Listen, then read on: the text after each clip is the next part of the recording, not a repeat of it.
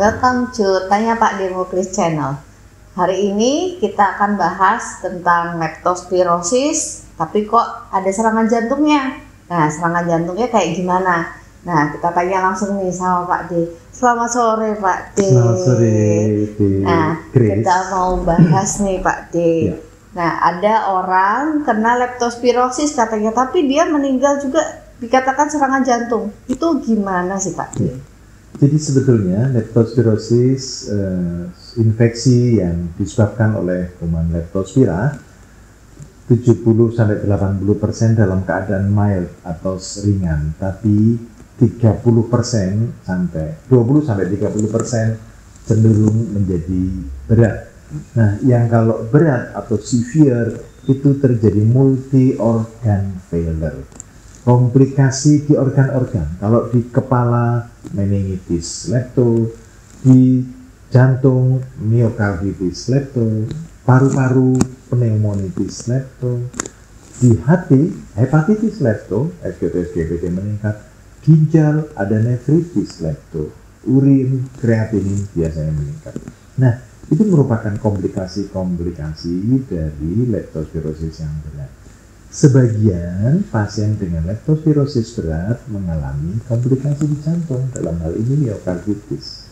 Kadang masuk ke rumah sakit bukan dengan gejala leptospirosis ya, tapi justru nyeri dada yang sangat, sebelah kiri menjalar di lengan, lalu di UGD ditangani, EKG-nya ternyata juga ada gambaran SD elevasi peningkatan dari rekaman jantung, diperiksa laboratorium troponin T, cek KMP dari enzim-enzim jantung juga meningkat.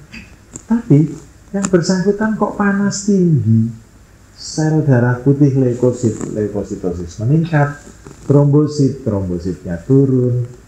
Setelah diperiksa ternyata leptospiranya positif.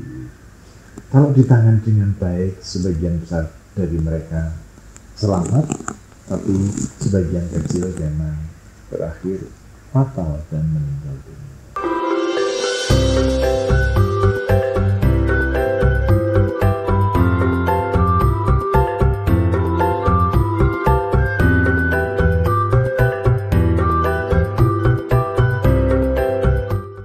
Jadi meninggalnya serangan jantung tapi akibat leptospirosis yang berat. Jadi kalau misalkan serangan jantung yang ada leptospirosisnya itu harus ada panas tinggi nggak Pak D? Ya, karena leptos sendiri menyebabkan demam yang tinggi, infeksi kan.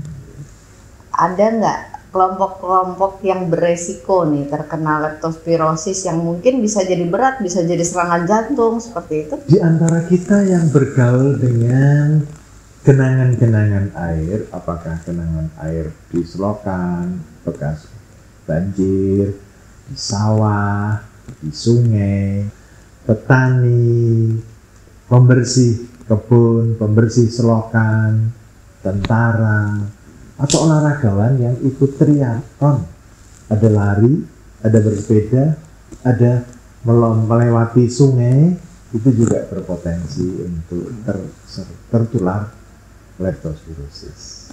Oke, nah kalau kita mungkin awam sering tanya, terus kapan kita harus ke dokter? Atau kapan kita masih ke rumah sakit?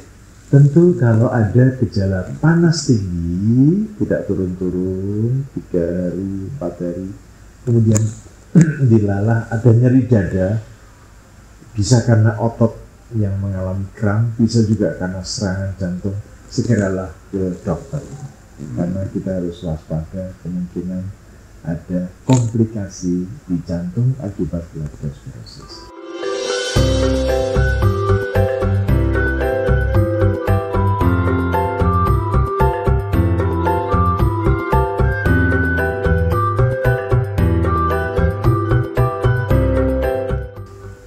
Ya, jadi buat teman-teman, memang kalau misalkan ada leptospirosis, kita lihat dari apakah pasiennya demam, seperti itu, ada riwayat kontak dengan genangan air, entah mungkin karena pekerjaan atau mungkin karena olahraga seperti itu disertai dengan nyeri dada, sebaiknya segera ke rumah sakit ya Pak D, supaya jangan sampai terlambat, supaya ditangani dengan baik, supaya hasilnya juga jauh lebih baik.